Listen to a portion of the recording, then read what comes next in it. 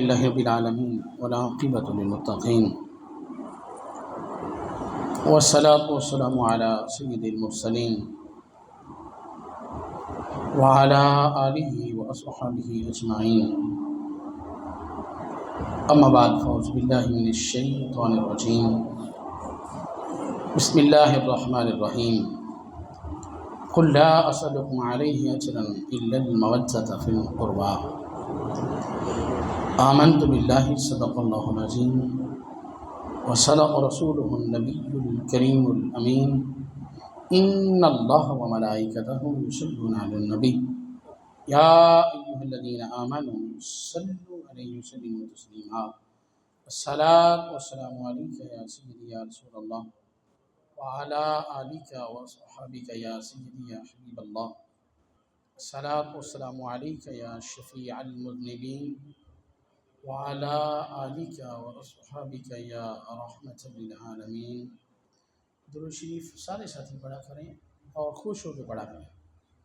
فرمایا جون سا آدمی جو ہے جتنا حضور کی بارگاہ میں درود و سلام پڑھے گا جنت میں اتنا ہی حضور کا قرب حاصل ہوگا، سبحان اللہ، اتنا ہی حضور کے قریب ہوگا۔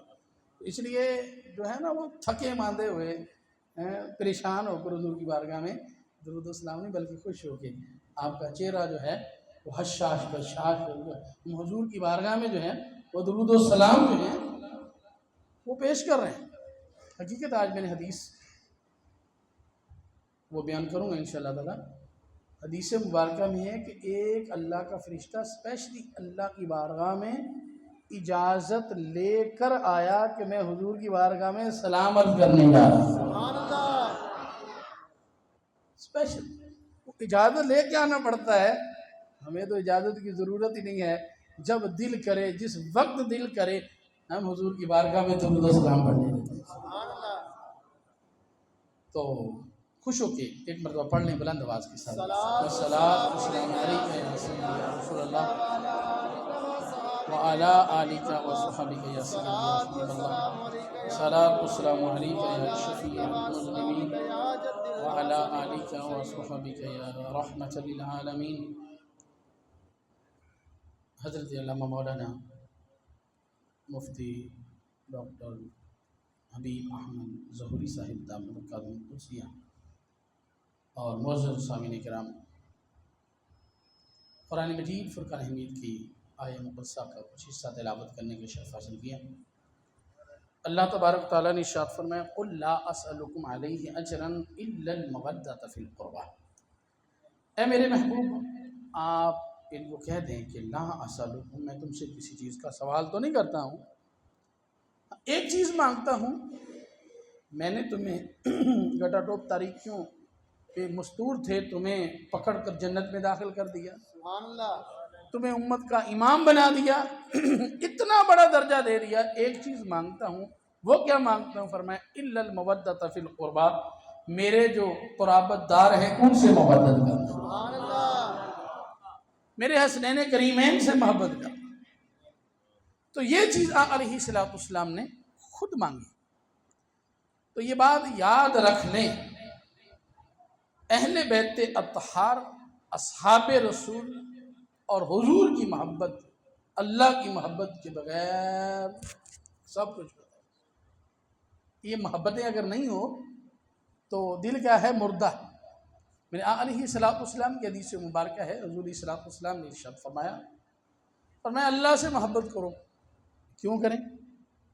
فرمایا اس لیے اللہ سے محبت کرو وہ تمہیں اپنی نعمتوں سے غذا عطا فرماتا ہے، سبحان اللہ، سبحان اللہ۔ اس مالک نے جو نعمتیں دی ہیں نا، غور کر لیں، یہ آنکھ ہم جھپکتے ہیں نا، اگر یہ جھپکنا چھوڑ دے،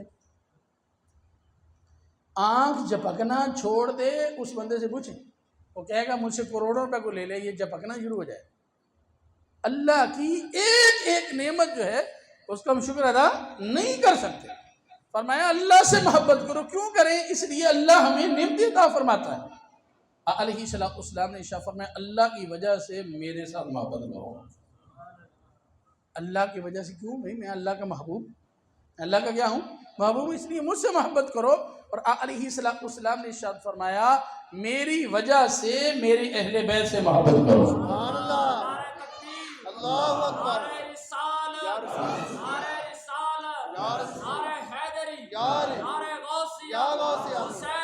زندہ باد۔ اور یہ بات یاد رکھ لیں، اللہ کے رسول نے صرف کہا نہیں ہے بلکہ یہ پریکٹیکل کر کے دکھایا ہے اہل بیت اطہار کے ساتھ محبت۔ دکھائیے لوگوں کو کہ میں اہل بیت اطہار سے کیسے محبت کرتا ہوں۔ حضرت اسامہ بن زید رضی اللہ حدیث کے راوی ہیں، کہتے ہیں میری ایک حاجت تھی، میں نے اپنی حاجت لے کے حضور کی بارگاہ میں آ گیا۔ کیا لے کے؟ حاجت۔ صحابہ کی کوئی بھی حاجت ہوتی نا وہ حضور کی بارگاہ میں آ جایا کرتے ہیں، یعنی حضور علیہ الصلوۃ والسلام حاجتیں پوری فرمانے والے ہیں۔ حضور سے مانگے جتنا مانگ سکتے ہیں، اعلیٰ حضرت نے کہا مانگیں گے مانگے جائیں گے منہ مانگی پائیں گے، مانگیں گے مانگے جائیں گے منہ مانگی پائیں گے، سرکار میں نہ لا ہے نہ حاجت اگر کی ہے۔ سبحان اللہ۔ وہ صحابہ بھی حضور سے مانگتے رہتے تھے، کہتے میری حاجت ہی حضور کی بارگاہ میں چلا گیا، اپنی حاجت عرض کی، آقا علیہ الصلوۃ والسلام نے حاجت میری پوری فرما دی، لیکن فرماتے ہیں کہ آقا علیہ الصلوۃ والسلام نے چادر اوڑھی ہوئی تھی، اس کے اندر کوئی چیز حرکت کر رہی تھی، فرماتے ہیں میری حاجت تھی، جب پوری ہوئی تو میں نے آقا علیہ الصلوۃ والسلام کی بارگاہ میں عرض کیا یا رسول اللہ یا حبیب اللہ پیارے آقا، بات سمجھ میں نہیں آئی، کوئی چیز حرکت کر رہی ہے چادر کے اندر، تو کہتے ہیں کہ آقا علیہ الصلوۃ والسلام نے وہ چادر ہٹا دی، فکشفہ، اس چادر کو جب ہٹایا تو کہتے ہیں کہ ایک ران میں حضرت امام حسن بیٹھے ہوئے تھے اور دوسری ران پہ حضرت امام حسین بیٹھے ہوئے تھے۔ سبحان اللہ، سبحان اللہ۔ یہ انداز محبت تھا میرے آقا علیہ الصلوۃ والسلام نے اللہ کی بارگاہ میں ہاتھ اٹھا لیے، یا رب العالمین یا حکم الحاکمین، میں ان سے محبت کرتا ہوں، تو بھی ان سے محبت کر، اور جو ان سے محبت کرے تو انہیں اپنا محبوب ہو۔ نعرہ تکبیر، نعرہ رسالت، نعرہ حیدری، نعرہ غوثیہ، حسینیت، حسینیت۔ زندہ باد۔ یہ میرا علیہ الصلوۃ والسلام نے پریکٹیکل کر کے دکھایا ہے، صرف بتایا نہیں ہے۔ حضرت امام حسین رضی اللہ تعالیٰ عنہ آتے ہیں، میرے آقا علیہ الصلوۃ والسلام نماز پڑھا رہے ہیں، نماز پڑھاتے ہوئے پشت پہ چڑھ جاتے ہیں، میرے آقا علیہ الصلوۃ والسلام نماز کو طول دیتے ہیں، صحابہ کہتے ہیں ہمیں یہ خوف لاحق ہو گیا کہیں روح آقا علیہ الصلوۃ والسلام کی کف سے انصری سے پرواز تو نہیں کر گئے۔ اور بعض روایت میں آتا ہے کہ صحابہ جو ہیں وہ سجدے میں تھے، ان کے اٹھ کے دیکھا، سجدے سے اٹھ کے دیکھا کہیں جو ہے آقا علیہ الصلوۃ والسلام کا وصال تو نہیں ہو گیا، اتنا جو ہے طویل سجدہ جو ہے وہ کر دیا۔ دیکھا کیا؟ حضرت امام حسین رضی اللہ تعالیٰ عنہ آقا علیہ الصلوۃ والسلام کے کندھوں پہ سوار ہیں، پشت پہ بیٹھ گئے۔ شاعر نے کیا خوب کہا کہ طہارتوں کے مقدس کا ذہن بیٹھا ہے، طہارتوں کے مقدس کا ذہن بیٹھا ہے، میری بطول کے جیون کا چین بیٹھا ہے، میرے محبوب سجدے کو ذرا لمبا کر دے، تیری پشت پہ میرا حسین بیٹھا ہے۔ زندہ باد۔ طہارتوں کے مقدس کا ذہن بیٹھا ہے، میری بطول کے جیون کا چین بیٹھا ہے، میرے محبوب سجدے کو ذرا لمبا کر دے، تیری پشت پہ میرا حسین بیٹھا ہے۔ تو یہ میرا علیہ الصلوۃ والسلام کا انداز محبت ہے حسنین کریمین کے ساتھ، اور اتنی محبت کرتے ہیں۔ میرا علیہ الصلوۃ والسلام کی حدیث مبارکہ ہے، حضور علیہ الصلوۃ والسلام خطبہ ارشاد فرما رہے ہیں، حسنین کریمین آ رہے ہیں، مسجد میں داخل ہوئے، کبھی گرتے ہیں کبھی اٹھتے ہیں، کبھی گرتے ہیں کبھی اٹھتے ہیں۔ آقا علیہ الصلوۃ والسلام نے اپنا خطبہ چھوڑ دیا، اپنا منبر بھی چھوڑ دیا، اللہ اللہ اللہ۔ کر کے دکھایا ہے، بے شک بے شک۔ لوگوں کو بتایا ہے کہ میں ان سے کتنی محبت کرتا ہوں، میں ان سے کتنا پیار کرتا ہوں۔ آقا علیہ الصلوۃ والسلام نے منبر بھی چھوڑ دیا، خطبہ بھی چھوڑ دیا، حسنین کریمین کو اٹھایا، اپنے سامنے بٹھایا، فرمایا یہ میرے بیٹے میری بیٹی کے بیٹے، بیٹے میرے بیٹے میری بیٹی کے بیٹے، فرمایا یہ آ رہے تھے، گر رہے تھے، اٹھ رہے تھے۔ پھر آقا علیہ الصلوۃ والسلام نے ارشاد فرمایا مجھ سے صبر نہیں ہو سکا، فرمایا میں نے اپنا منبر بھی چھوڑ دیا، اپنا خطبہ بھی چھوڑ دیا۔ سبحان اللہ، سبحان اللہ۔ یہ انداز محبت ہے میرے آقا علیہ الصلوۃ والسلام جو ہیں اس طرح جو ہے حسنین کریمین کے ساتھ جو ہے وہ محبت کرتے ہیں۔ حضور علیہ السلام شہر مدینہ میں حسنین کریمین کو اپنے کندھوں پہ اٹھا کے شہر مدینہ میں چلا گئے، سبحان اللہ، کندھوں پہ اٹھا کے حسنین کریمین کو کندھوں پہ اٹھا کے شہر مدینہ میں چلا کرتے تھے۔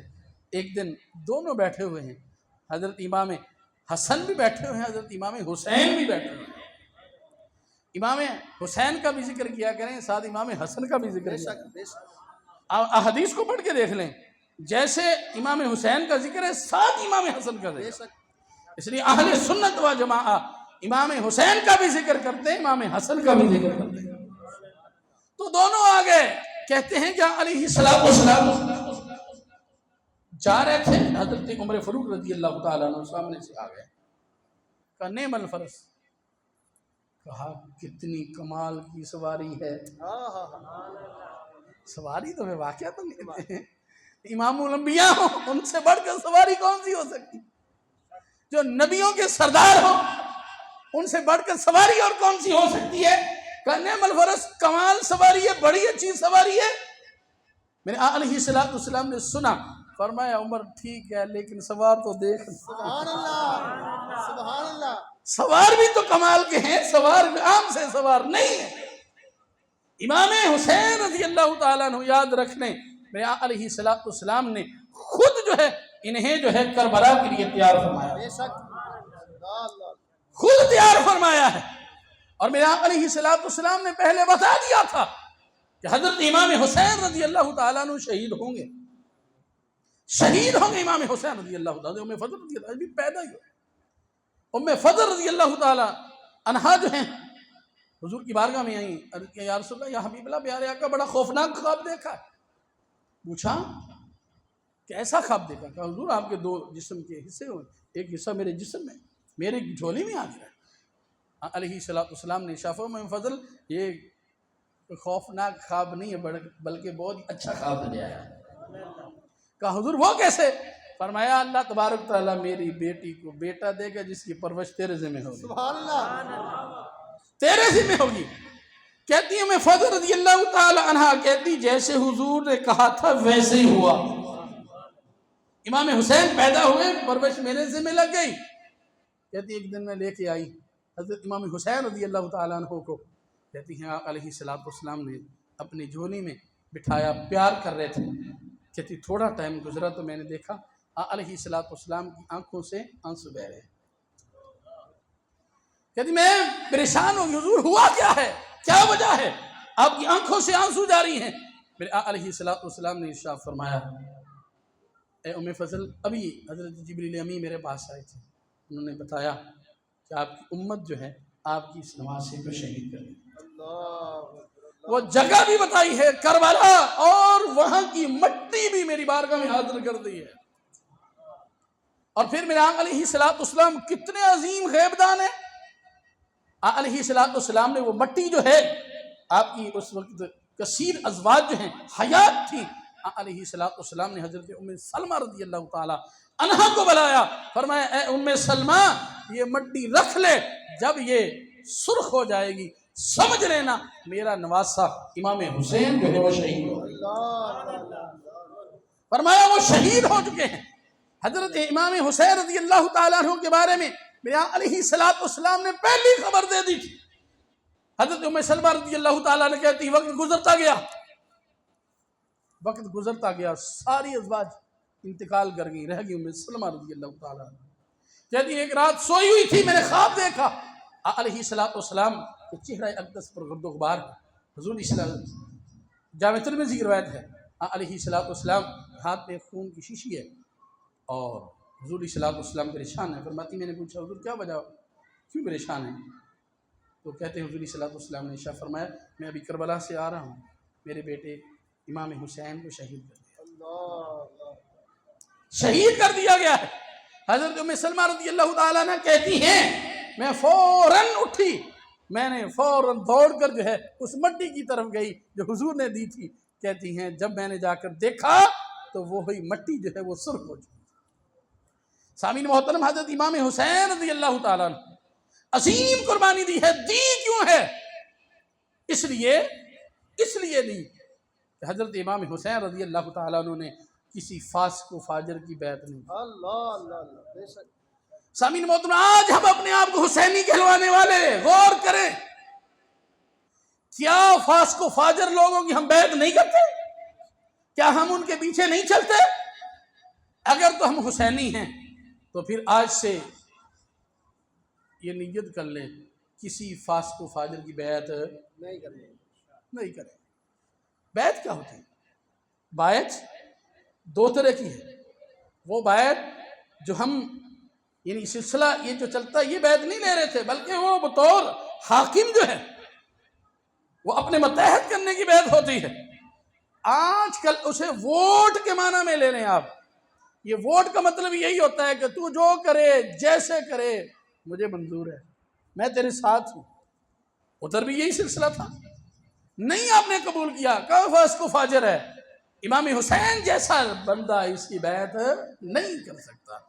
اور پھر سامعین محترم، فاسق و فاجر تھا، یہ دونوں کردار ہیں، یہ ذہن نشین کر لیں، حسینی کردار اور یزیدی کردار، یہ قیامت تک رہیں گے۔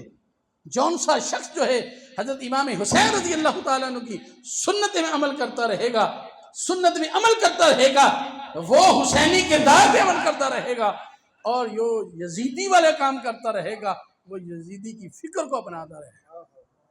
ہم نے غور یہ کرنا ہے کہ یزید کیا کرتا تھا اور امام حسین کیا کرتے تھے۔ پہلے نمبر پہ تو آپ نے فاسق و فاجر کی بیعت نہیں کی۔ دوسرے نمبر پہ حضرت امام حسین رضی اللہ تعالیٰ عنہ فرض نماز کو چھوڑ دیں، بلکہ حضرت امام حسین رضی اللہ تعالیٰ عنہ کی نفل نمازیں بھی نہیں چھوڑیں۔ اللہ اللہ اللہ سبحان اللہ ادھر یزید نمازیں نہیں پڑھتا تھا، فاسق و فاجر اسے کہا جاتا ہے تو اعلانیہ گناہ کرنے والا ہے۔ ادھر امام حسین رضی اللہ تعالیٰ نے نفل بھی نہیں کبھی چھوڑے، آخری رات بھی کہا ایک رات دے دو میں اپنی رب کی عبادت جو ہے دل بھر کے کروں۔ سبحان اللہ یعنی اتنی چاہت ہے اس رب کی عبادت کی۔ تو کیا آج ہم ایسے کرتے ہیں؟ کیا ہمیں وہی محبت ہے؟ امام حسین رضی اللہ تعالیٰ عنہ کو نماز کے ساتھ محبت تھی؟ نہیں، ہم نہ نماز پڑھیں، گناہ بھی کریں، شرابیں بھی پئیں، زنا بھی کریں، اور جو ہے راتوں کو جو ہے وہ گندی فلمیں بھی دیکھیں، ڈرامے بھی دیکھیں، گانے بھی سنیں، اور پھر ہم دعویٰ کریں ہم حسینی ہیں۔ اللہ اللہ اللہ بھئی یہی یزید کام کرتا تھا، اور بتائیں کون کرتا تھا؟ کون سے کام کرتا تھا؟ وہ یہی کرتا تھا، یہ سارے گناہ وہ یزید کرتا تھا، امام حسین رضی اللہ تعالیٰ اس کے پیچھے چلے نہیں۔ اور یہی کام ہم کریں اور پھر ہم یہ کہیں کہ ہم حسینی ہیں، تو پھر ہمارے لیے لمحہ فکریہ ہے، پھر ہمیں غور کرنا پڑے گا کہ ہم یزیدیوں میں بیٹھے ہیں یا حسینیوں میں بیٹھے ہوئے ہیں۔ اس لیے اپنے آپ کو تبدیل کریں۔ حضرت امام حسین رضی اللہ تعالیٰ عنہ، پھر دوسرا جو پہلو ہے وہ صبر کا پہلو ہے۔ چھوٹے چھوٹے بچے امام حسین رضی اللہ تعالیٰ عنہ نے اپنی آنکھوں کے سامنے شہید کروا دیے، لیکن زبان پہ جو ہے، زبان پہ کوئی ایک ہلکا جملہ نہیں آیا، ہاتھوں پہ راشا پیدا نہیں ہوا، گھبراہٹ پیدا نہیں ہوئی، بلکہ پورے کا پورا کنبہ جو ہے اللہ کی راہ میں جو ہے وہ شہید کروا دیا۔ ہمارے لیے کیا سبق ہے کہ جتنی مرضی پریشانی آ جائے، لیکن جو ہے حضرت امام حسین رضی اللہ تعالیٰ عنہ کے صبر کو نہ چھوڑیں۔ امام حسین رضی اللہ تعالیٰ عنہ کے صبر کو اپنا لیں۔ تو سامعین محترم، یہ دونوں ہی کردار ہیں۔ قتل حسین اصل میں مرگ یزید ہے، قتل حسین اصل میں مرگ یزید ہے۔ اسلام زندہ ہوتا ہے ہر کربلا کے بعد۔ یہ مشکلیں آتی ہیں، پریشانیاں آتی ہیں، مقابلے کرنے پڑتے ہیں، پھر جا کر جو ہے پھر اللہ تبارک و تعالیٰ عروج بھی عطا فرماتا ہے۔ تو اس لیے جو ہے حسینی کردار یہ ہے کہ ہم نیک بن جائیں، صالح بن جائیں، اور نیک صالح جو ہے حکمرانوں کا انتخاب کریں۔ جب آپ یہ سارے کام کر لیں گے پھر سمجھ لینا کہ آپ حسینی جماعت میں شامل ہیں، حسینی جماعت میں شامل ہیں۔ اور اگر جو ہے ہر طرح کا گناہ بھی ہم کریں ہر گندا کام بھی ہم کریں اور پھر ہم کہیں ہم حسینی ہیں، کہیں بھی ہم حسینی نہیں ہیں بلکہ یزید کی جماعت میں شامل ہیں۔ یہ ہم نے اس پہ غور و فکر کرنا ہے کہ کون سی جماعت میں ہم نے شامل ہونا ہے۔ اللہ تبارک و تعالی